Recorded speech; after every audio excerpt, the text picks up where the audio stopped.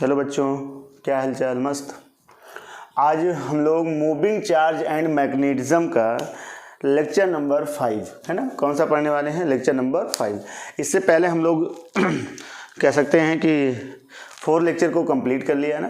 कितने लेक्चर को? 4। अगर आपने वो नहीं देखा है तो पहले आप उसको देख लीजिए, तब ये आपके बेनिफिट आपको तभी ये बेनिफिट होने वाला है, अदरवाइज ये आपके लिए बेनिफिट नहीं होगा। ठीक है, तो चलिए शुरू करते हैं, है ना।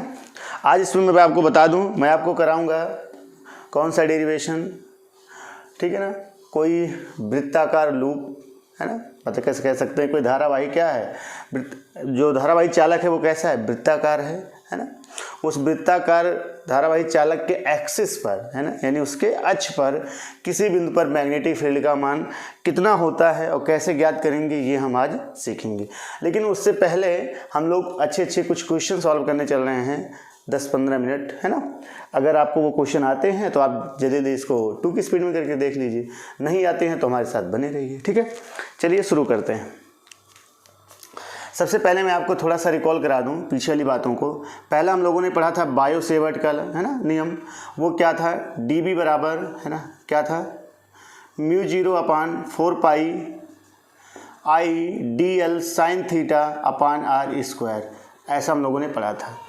दूसरा हम लोगों ने पढ़ा था कोई स्टेट का, है ना, स्टेट करंट कैरिंग वायर था, उसके कारण, है ना, किसी बिंदु पर मैग्नेटिक फील्ड का मान हम लोगों ने कितना ज्ञात किया था? B बराबर μ0/4 पाई I/A क्या था? उस पर यहाँ से परपेंडिकुलर डिस्टेंस था ये, ठीक। उसके बाद हम लोगों ने क्या देखा था? साइन θ1 प्लस साइन θ2, ठीक है। उसके बाद हम लोगों ने देखा था कि कोई वृत्ताकार लूप है ना, अगर उसमें करंट का फ्लो हो रहा है तो उसके सेंटर पर कितना मैग्नेटिक फील्ड का मान होगा, वो हम लोगों ने ज्ञात किया था बोलो μ0/2 I/A, ठीक है ना। ए क्या है? यहाँ से आप ये समझ लीजिए डिस्टेंस है ना, ये था, ठीक है, ये हो गया। और इसी के बाद हम लोगों ने फिर ये सीखा था, अगर ये कितना हो जाए, ये हाफ सर्कल हो जाए, है ना, ये हाफ सर्कल हो जाए तो उसके लिए B बराबर कितना आया था? μ0/2 इंटू I/A इंटू ये पूरे के कारण ये है तो आधे के कारण कितना होगा? 1/2 से गुणा कर देंगे तो B बराबर कितना आ जाएगा? μ0/4 इंटू I/A। अगर ऐसे क्वाड इसके लिए 4 भाग में हो गया तो यहाँ 1/2 से ना करके कितना 1/2 से गुणा और कर दो तो कितना हो जाएगा? μ0/8 I/A। ऐसा हम लोगों ने कुछ देखा था पीछे, ठीक है। उसके बाद फिर हमने आपको बताया था किसी भी एंगल के लिए, है ना, जैसे मान लीजिए कोई क्या है, लूप है ना, ऐसे कोई वृत्ताकार नहीं कह सकते, ऐसे कोई क्या है, ये चालक है ना, इसके सेंटर पर देखिए, ये हमें पता नहीं है हाफ है ना, या 1/4, ऐसा कुछ भी नहीं है। बस ये समझ लीजिए कोई वायर है जो इतनी लंबाई का है, L लंबाई का, ठीक है। यहाँ पर एंगल कितना है? थीटा। इसमें करंट कितना बह रहा है? I। तो इसके कारण इस पॉइंट पर, है ना, इस पॉइंट P पर कितना मैग्नेटिक फील्ड का मान होगा, वो हम लोगों ने देखा था B बराबर μ0/4 पाई, ठीक ना, I/A। और बाहर क्या लिख सकते हो? ये जो थीटा है, ये ऐसे भी कर सकते हो, ठीक है। चलिए आइए इसको प्रूव किया जाए। देखो, जैसे अगर मैं ये कह दूं ये पूरा कितना होता, समझो ये पूरा अगर 360 होता तो थीटा बराबर कितना हो जाता? यहाँ जो थीटा रखा जाए ना, वो किस में रखा जाएगा? रेडियन में रखा जाएगा। किस में? रेडियन में। अगर मान लो ये पूरा होता ना तो थीटा बराबर कितना होता है? 2 पाई पर यहाँ पुट करो, क्या प्रूफ होता है? देखो, अगर थीटा बराबर 2 पाई, मतलब 2 पाई कब होगा? जब ये पूरा सर्कल हो जाएगा। उसके लिए थीटा बराबर 2 पाई, और 2 पाई यहाँ पर पुट करने पर ये वैल्यू आना भी चाहिए। चेक कर लो, देखो B बराबर कितना हो जाएगा? μ0/4 पाई I/A इंटू थीटा की जगह कितना रखेंगे? 2 पाई, है ना। ये पाई से पाई कैंसिल, 2 दूनी 4, 2 कैंसिल हो जाएगा 2 μ0I/2 इंटू A। आ रहा है नहीं आ रहा है? तो ये एंगल, ये थीटा ना, किसी भी एंगल के लिए ये है, समझ में आ रहा है? तो यहाँ तक कंप्लीट है सभी बच्चों को। चलिए अब इसी पर बेस हम लोग कुछ न्यूमेरिकल सॉल्व करते हैं, ठीक है। चलिए क्वेश्चन नंबर 1 ये है,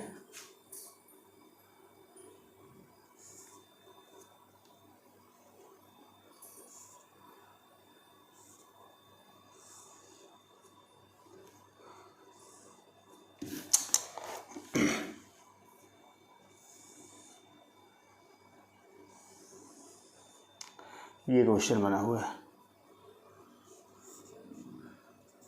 ये समझिए इसके सेंटर। यहाँ सेंटर पर मुझे क्या ज्ञात करना, देखिए मैं ऐसे बता दे रहा हूँ, ये आएगा ऐसे, करंट फ्लो होता हुआ ऐसे, इस सेंटर ओ पर हमें ज्ञात करना है मैग्नेटिक फील्ड का मान, और यहाँ से ये रेडियस दे रहा है R1 और ये रेडियस दे रहा है R2। बात समझ में? चलिए ट्राई मारिए जल्दी से, उसके बाद हम सॉल्व करके आपको बताते हैं। चलिए ठीक है, मतलब ये दो आप हाफ सर्किल हो गए, R1 रेडियस का और R2 रेडियस का, ठीक है ना। इसमें करंट का फ्लो हो रहा है, इसके कारण इस पॉइंट O पर हमें ज्ञात करना है मैग्नेटिक फील्ड का मान।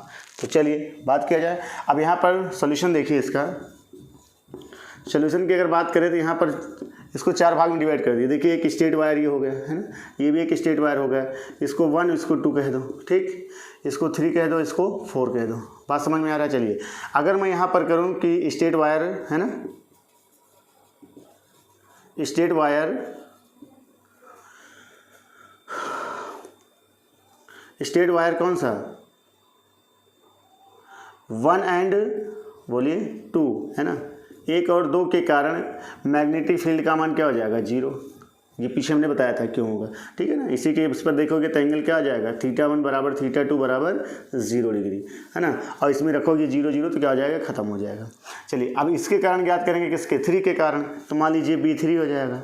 अब B3 के कारण देखिए इस पर ज्ञात करोगे तो हाफ सर्किल है ना, हाफ सर्किल के लिए फार्मूला क्या हो जाएगा, ये फुल सर्किल के लिए है, तो चलिए फुल सर्किल वाला μ0/2, ठीक, I/A, ए का मान कितना हो जाएगा, ए का रेडियस हो जाएगा R1, लेकिन ये हाफ है तो 1/2 से यहाँ क्या कर देंगे, गुणा, तो आ जाएगा μ0/4, ठीक है ना, μ0/4, उसके बाद I/R1। ये क्वेश्चन नंबर क्या हो गया, फर्स्ट, है ना। समझ में आ रहा है? देखिए ये हो जाएगा ये हाफ हो गया, ठीक है, यहाँ तक समझ में। अच्छा इसका डायरेक्शन कहाँ होगा, बाहर की ओर के अंदर हो। ये देखिए अंगूठा, ये इसको इधर की ओर रखिए, अंगूठा डायरेक्शन की दिशा में, ये देखिए कहाँ होगा, इनवर्ड है ना, इनवर्ड, ठीक है, यानी अंदर की ओर। अंदर के लिए कैसे बनाते हैं, क्रॉस।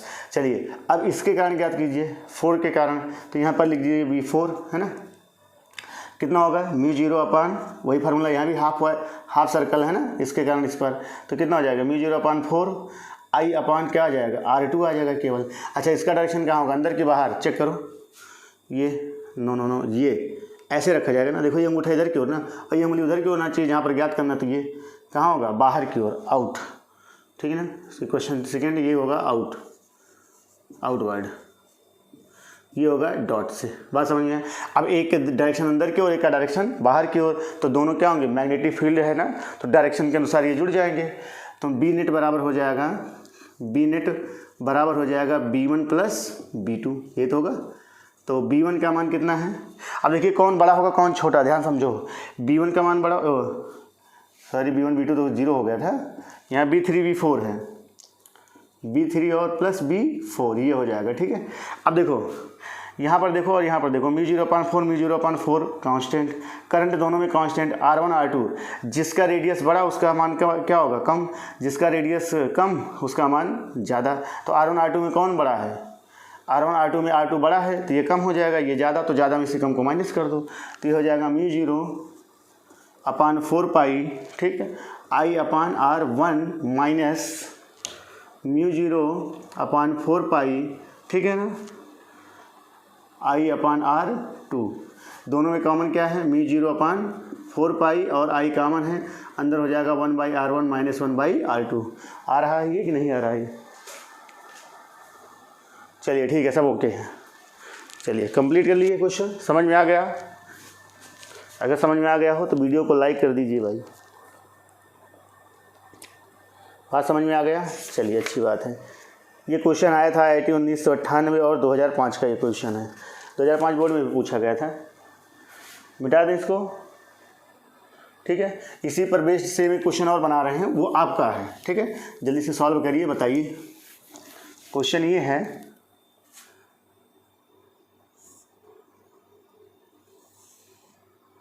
ये हाफ सर्कल है, ये भी ये, ठीक, ये भी हाफ सर्कल है।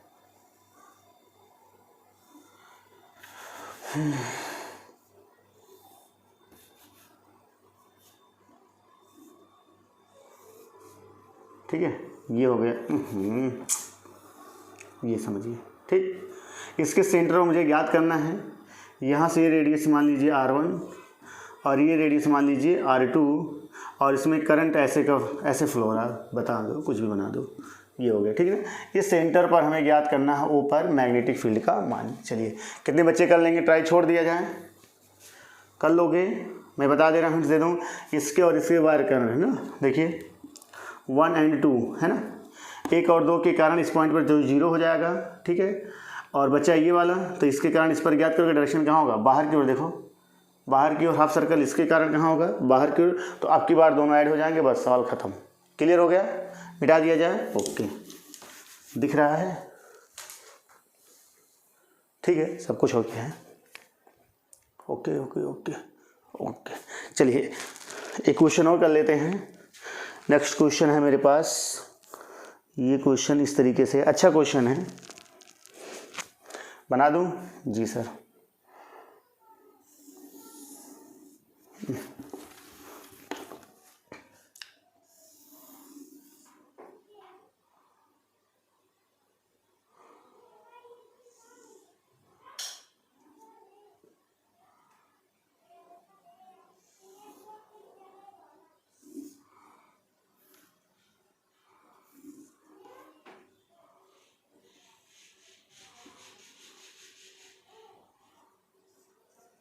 ये क्वेश्चन है, ठीक है, ये ऐसे बना था, ठीक। अब इसमें करंट का फ्लो ऐसे हो रहा है, मान लीजिए ये, ठीक है, ये हो गया। यहाँ हमें सेंटर पर ज्ञात करना है, और ठीक है, इस पॉइंट सेंटर पर O पर हमें ज्ञात करना है मैग्नेटिक फील्ड का मान। चेक कर लीजिए, ठीक है ना, मैग्नेटिक फील्ड का मान ज्ञात करना है। और मान लेते हैं कि इसमें जो करंट का प्रवाह हो रहा है कितना है, I मान लो, वहाँ पर वैल्यू दिया रहेगा, आप चेक कर लीजिएगा, ठीक है। और यहाँ से,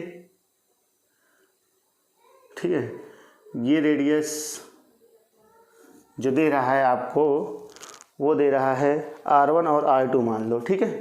ये रेडियस R1 दे रहा है और ये रेडियस क्या दे रहा है, R2। मतलब दोनों का सेंटर कहीं ना कहीं क्या है, एक ही तो है।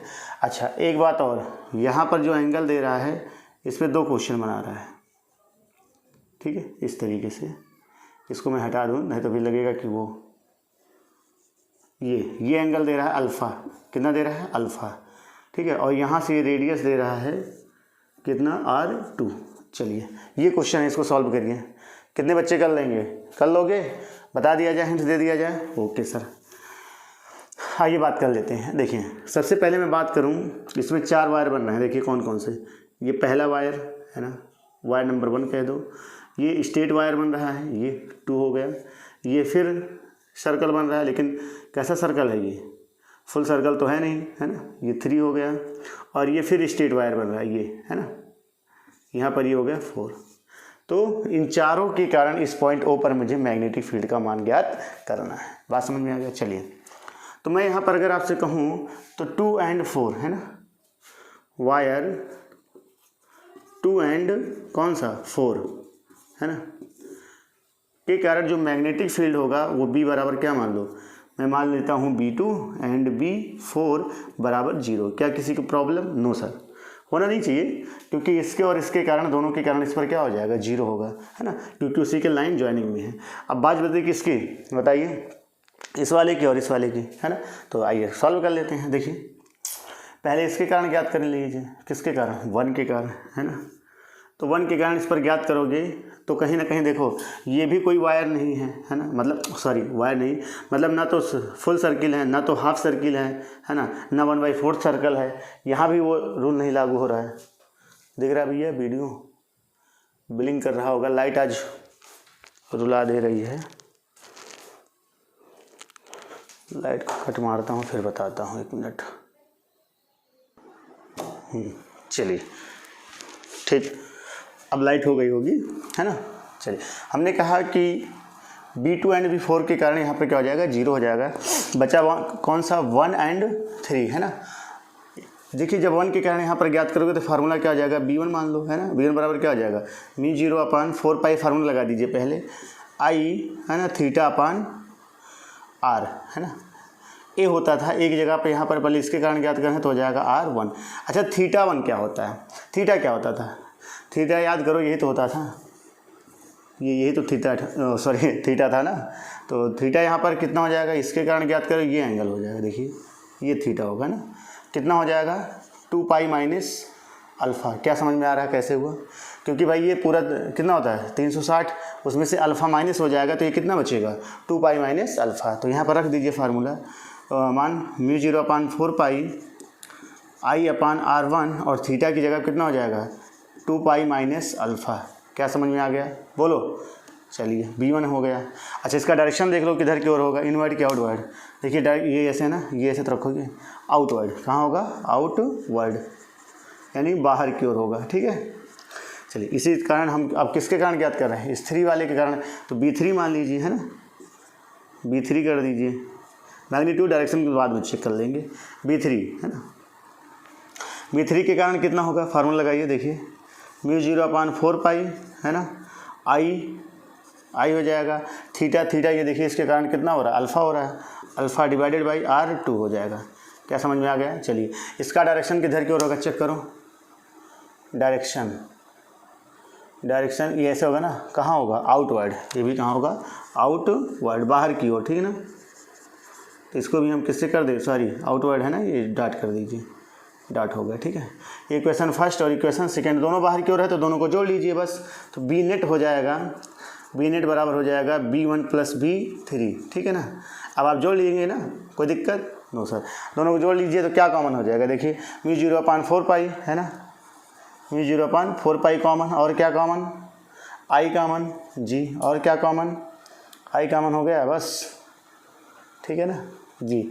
अंदर क्या बचा 2 पाई है ना, 2 पाई माइनस अल्फ़ा बटे R1 प्लस अल्फ़ा बटे R2, ये हो जाएगा फार्मूला। बात समझ में आया, ये पूछ रहा था, समझ में आया। दूसरी बार अगर इसी में क्वेश्चन और है, कह रहा है कि जब है ना, दूसरा क्वेश्चन ये है कि जब अल्फ़ा बराबर कितना हो 90 डिग्री हो तब बताइए। तो अल्फ़ा बराबर जब 90 होगा तो अल्फ़ा का मान यहाँ रख देंगे 90 डिग्री, 90 का मतलब कितना हो जाएगा π/2, तो उस कंडीशन पर आप ज्ञात कर लेंगे। समझ में आ गया, अच्छा लगा क्वेश्चन, ठीक है। अगर समझ में आया हो तो वीडियो को लाइक कर दीजिए भैया, और अच्छा लग रहा हो तो कमेंट भी कर दीजिए सर अच्छा लग रहा है, नहीं लग रहा है तो डिसलाइक मार के चले जाइए, ठीक है। तो चलिए ये थे कुछ क्वेश्चन, अब हम लोग पढ़ते हैं टॉपिक, मिटा दिया जाए, ओके।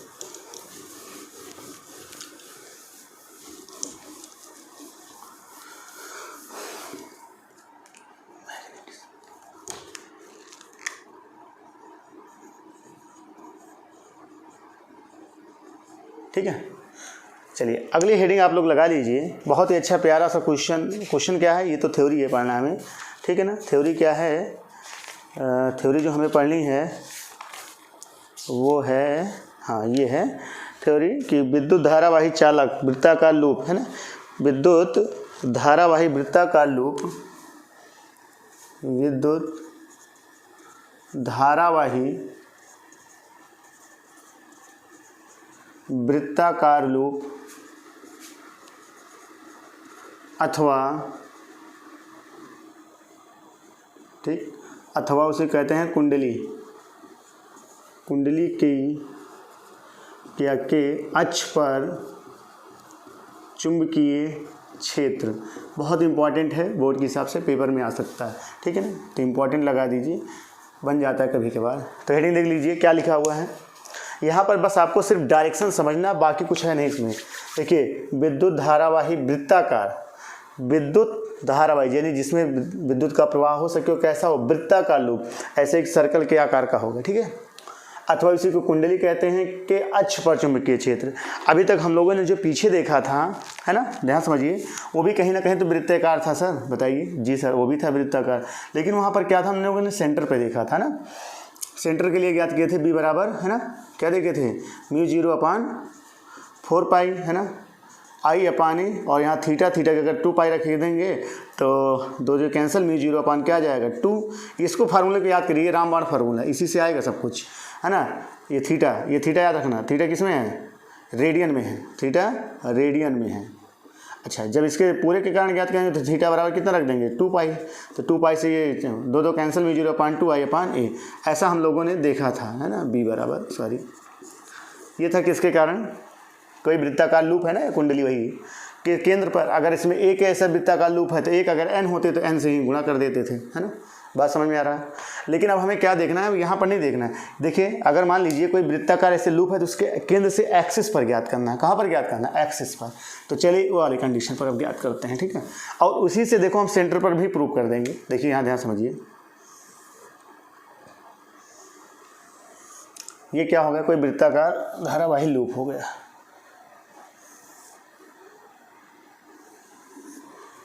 ओहो, एक बार में कोई फिगर बनता नहीं, ये ऐसा, चलो ठीक है जो भी है बन गया।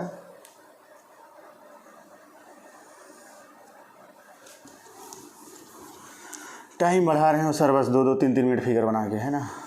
कोई बात नहीं भाई, चलिए वो बनेगा वैसे तरबूजे की तरह, है। समझ आ रहा है ना। ये फ्रंट से हो गया, समझिए, ठीक है ना। ये हो गया हमारे पास क्या चीज़, कोई धारावाही, है ना, वृत्ताकार लूप हो गया। इसमें करंट का फ्लो हो रहा है, बहुत ध्यान से समझिएगा। मैं मान ले रहा हूँ कि करंट इसमें ऐसे फ्लो हो रहा है, ऐसे फ्लो हो रहा है, ठीक है ना। बहुत ज़्यादा लग रहा है तो ये और पतला कर दो,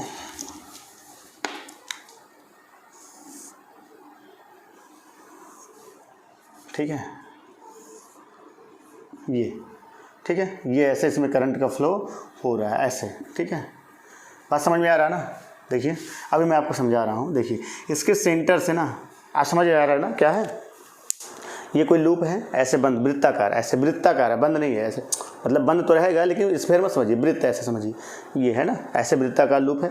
उसके सेंटर से एक्सिस पर, उसके सेंटर से एक्सिस पर, ठीक है। ये हो गया इसके एक्सिस पर।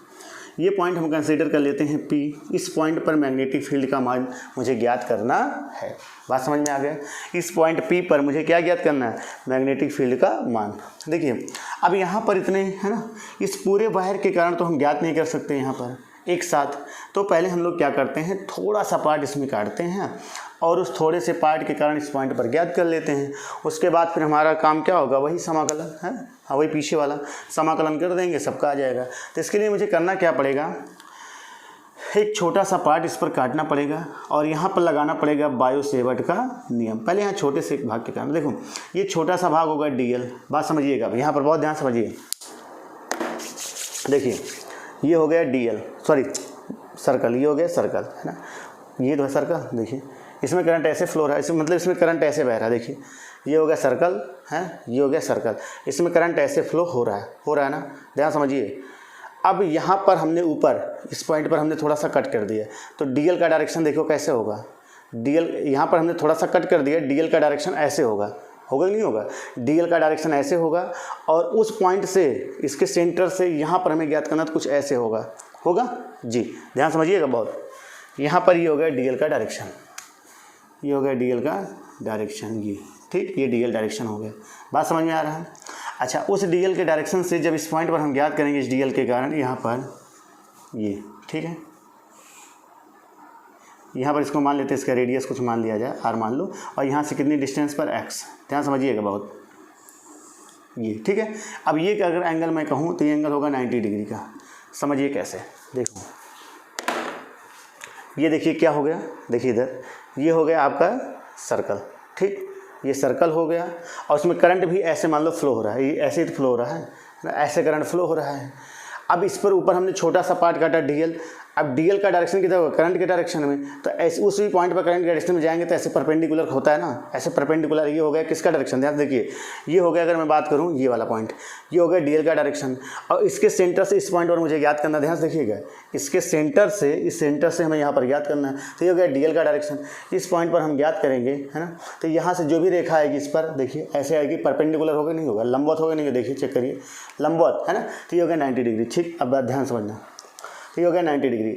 अच्छा 90 डिग्री हो गया ना।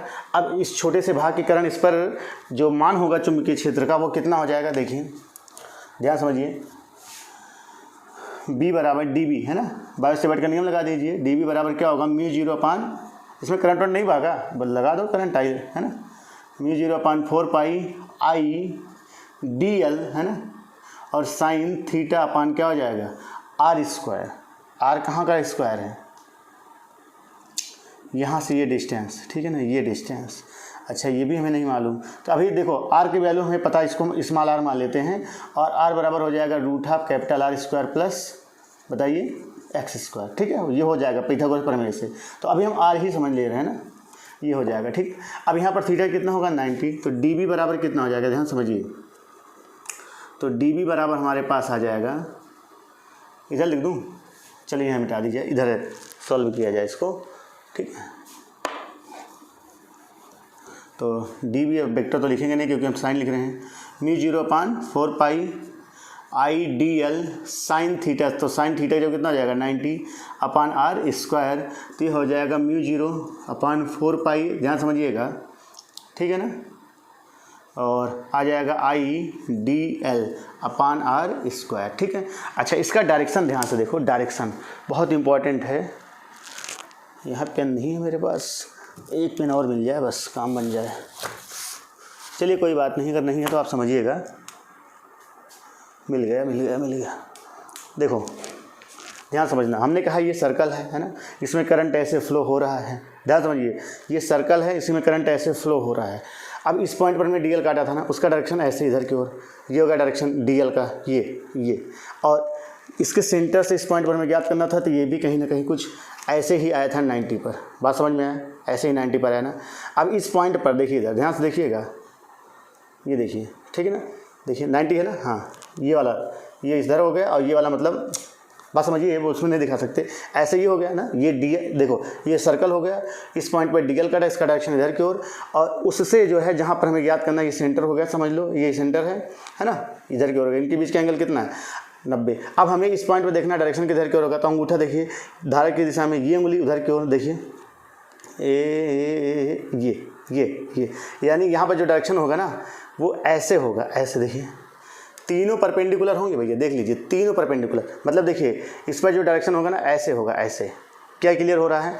हमने बताया जो dB होता है ना, ध्यान समझिएगा, जो dB का मान होता है, मतलब डायरेक्शन होता है ना, वो परपेंडिकुलर होता है किसके, DL के, और dB परपेंडिकुलर होता है किसके, R के, दोनों के परपेंडिकुलर होता है। तो चेक कर ही लीजिए, ध्यान समझिएगा, क्योंकि डायरेक्शन का ही खेल है यहाँ पर। ये हो गया ठीक, इस पॉइंट पर। अब देखिए अंगूठा ऐसे ऐसे इधर की डायरेक्शन में, ये यानी इस पर जो पॉइंट होगा ना ये ऐसे होगा, ये ऐसे होगा। क्या समझ में आएगा? देख लीजिए 90 है तीनों ना, है ना, है कि नहीं 90? देखिए ये, तो ये बताएगा डायरेक्शन को, है ना, डायरेक्शन की दिशा को इस पॉइंट पर। तो किधर की ओर होगा चेक करिए, वो कहीं ना कहीं ये ऐसे आएगा। ये आया कि नहीं आया, ध्यान समझना। ये हो जाएगा, यहाँ लिख दो स्मॉल r बराबर √12 r² प्लस x²। चलो इसको रहने दो, ठीक, ध्यान समझना। ये होगा इसका डायरेक्शन, हुआ कि नहीं हुआ, इसके गाइड्स पर गया था डायरेक्शन। अच्छा मैं अगर बात करूँ, ये ऐसा लिख दूँ, ये ठीक। अगर मैं बात करूँ तो ये कहीं ना कहीं ये पूरा एंगल 90 का होगा कि नहीं होगा, होगा। बात समझ में आ रहा है? अच्छा अब इसके कारण ज्ञात करोगे, ध्यान समझो, इसके कारण इस पॉइंट पर, ठीक है ना,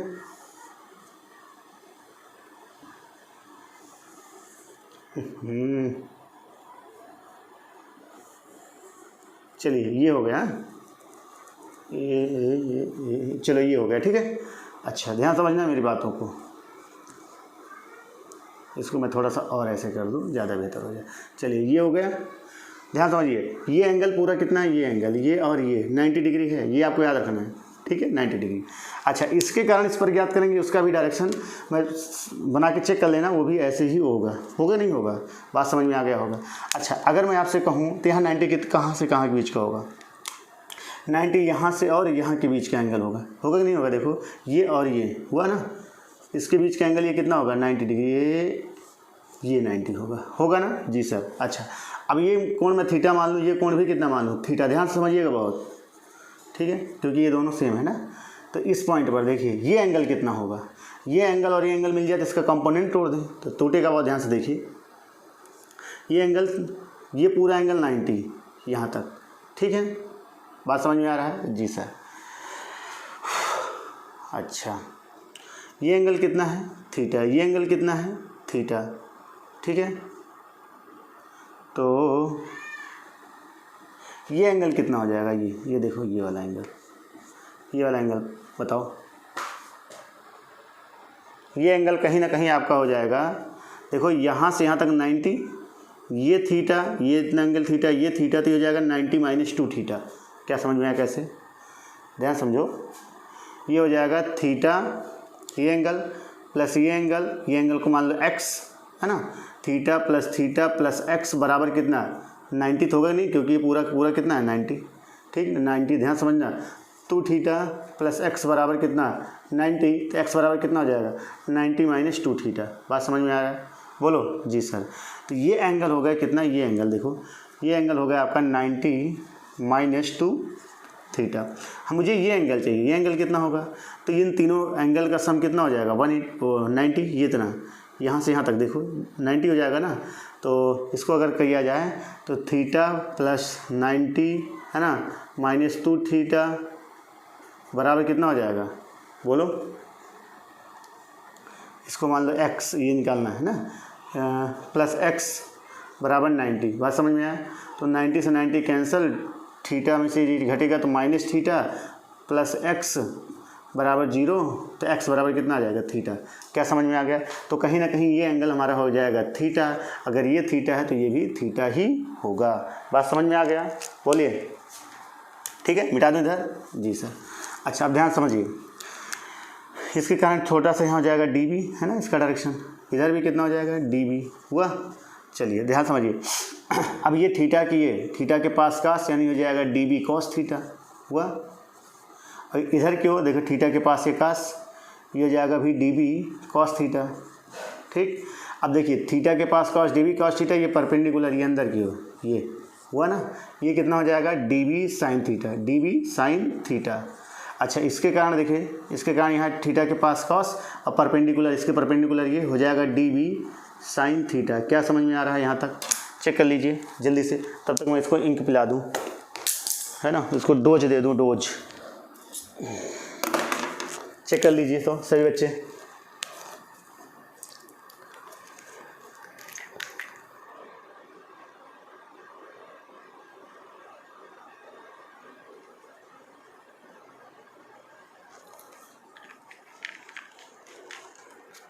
ठीक है, चलिए अब ध्यान से देखिए।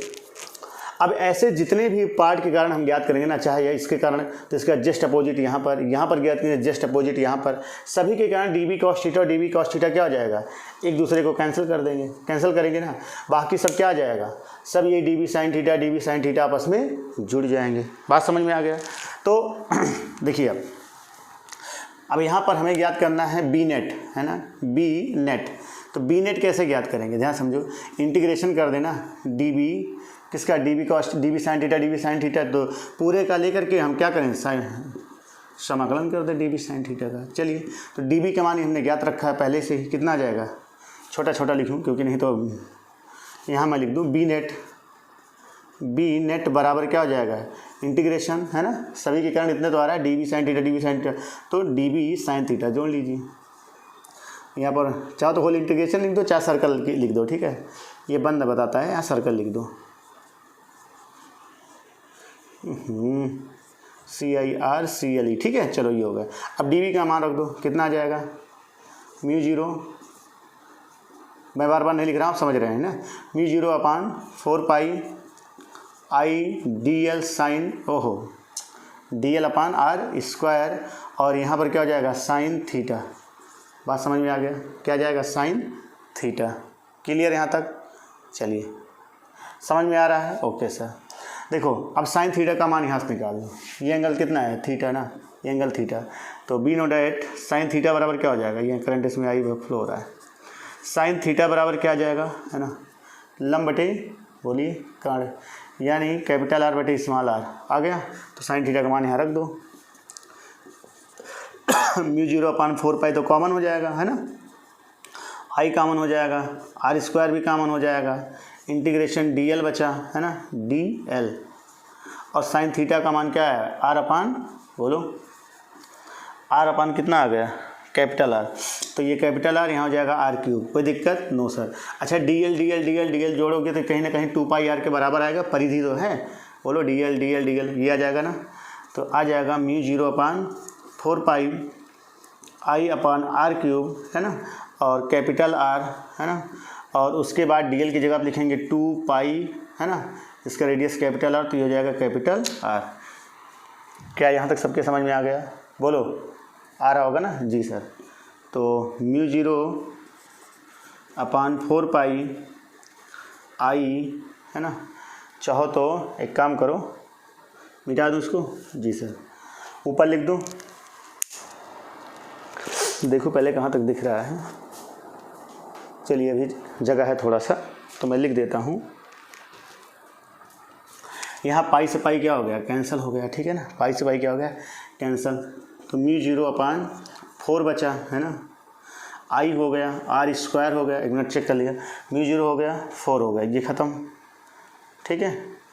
आई हो गया, आर स्क्वायर हो गया, और 2 भी बच रहा ना, तो ये हो जाए यहाँ 2 कर दो, 2 2 जा 4, आर स्क्वायर आर, ये नीचे बचा आर क्यूब, ये हो गया। समझ में आ रहा है? जी सर। ऊपर मिटा दिया जाए, ओके। अब देखिए, अब यहाँ पर बी नेट हमारे पास आ गया बराबर, देखो यहाँ पर आर का मान रख दो। आर का मान हमने कितना ज्ञात किया था? ये है ना। देखो इसका मतलब होता है घात 1/2, घात 1/2 रूट का मतलब, यहाँ घात 3 है तो 3/2 हो जाएगा। कोई दिक्कत? No sir. तो यहाँ हो जाएगा म्यू 0/2, ठीक, I R square divided by R का मान हो जाएगा capital R square plus X square की घात 3/2। ये हो गया मान। क्या यहाँ तक सबके समझ में आ गया? बोलिए।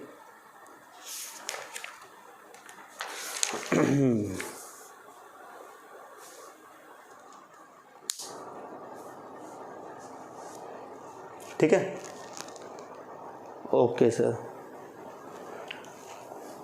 यहाँ तक सबके समझ में आ गया? जी सर। अच्छा, एक बात और याद रखना, अगर मैं इस पॉइंट पर ज्ञात करूँगा तो क्या होगा? अगर मैं इस पॉइंट पर ज्ञात करूँगा ना, तब भी ध्यान समझना, इसका डायरेक्शन जैसे यहाँ पर ज्ञात किए हैं, तो इसका डायरेक्शन इधर की ओर है ना, सभी नेट के कारण डायरेक्शन।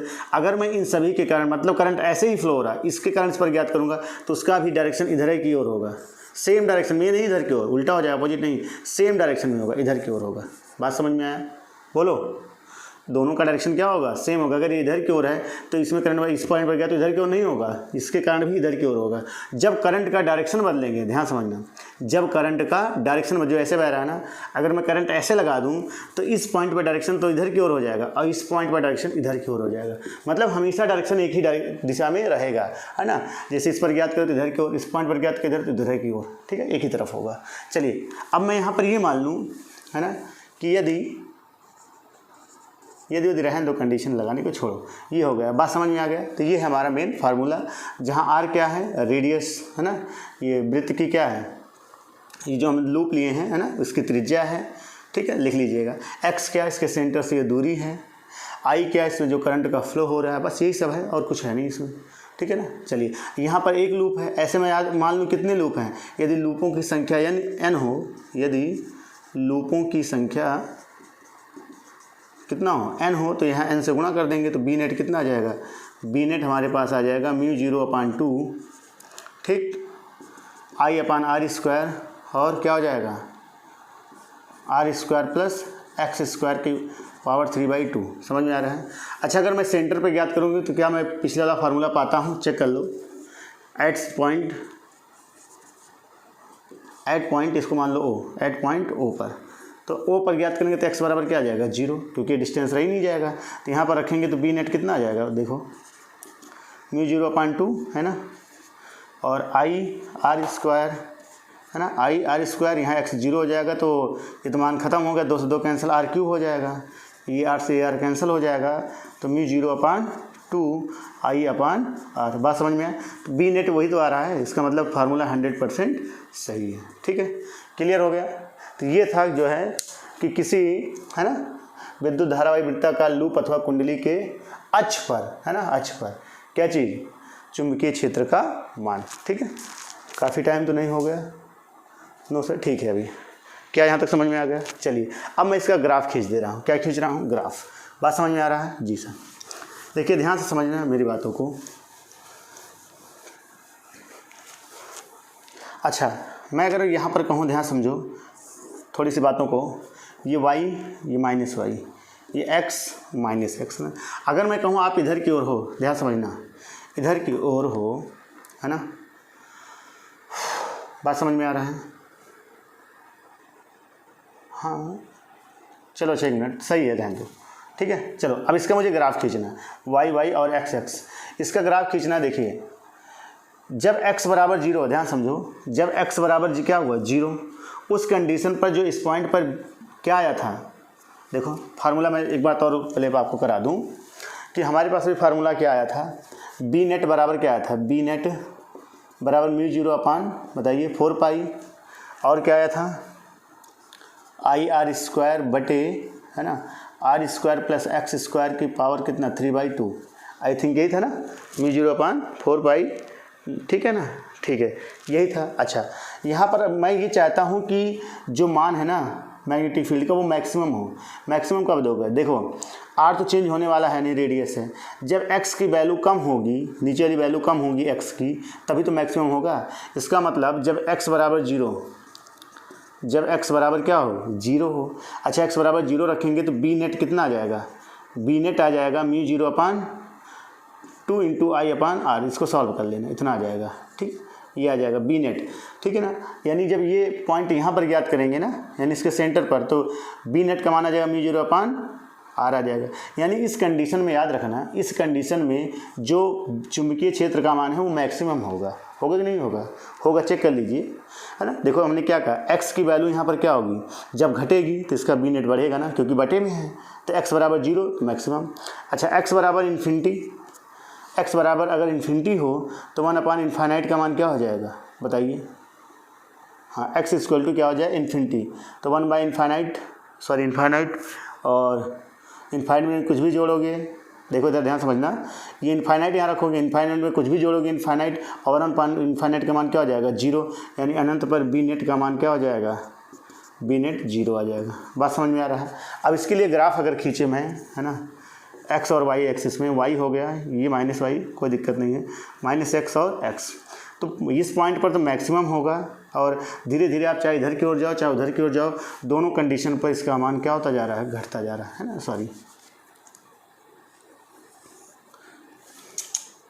चलो ये हो गया, ठीक है ना, ये भी मैक्सिमम हो गया, यहाँ पर ये हो गया। बात समझ में आ रहा है? धीरे धीरे जाकर अनंत पर क्या हो जाएगा, इसका मान 0 हो जाएगा।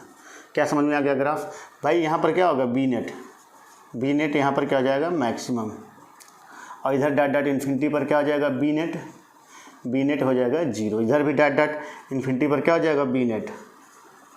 बात समझ में आ गया, 0। क्या सबके समझ में आ गया? तो चलिए इस लेक्चर को यहीं पर समाप्त कर दे हैं। अगर कोई डाउट होगा तो आप कमेंट कर दीजिए, अदरवाइज आप यहाँ तक पहुँचे हो, देखे हो तो वीडियो लाइक ज़रूर कर दीजिए, ठीक है। धन्यवाद।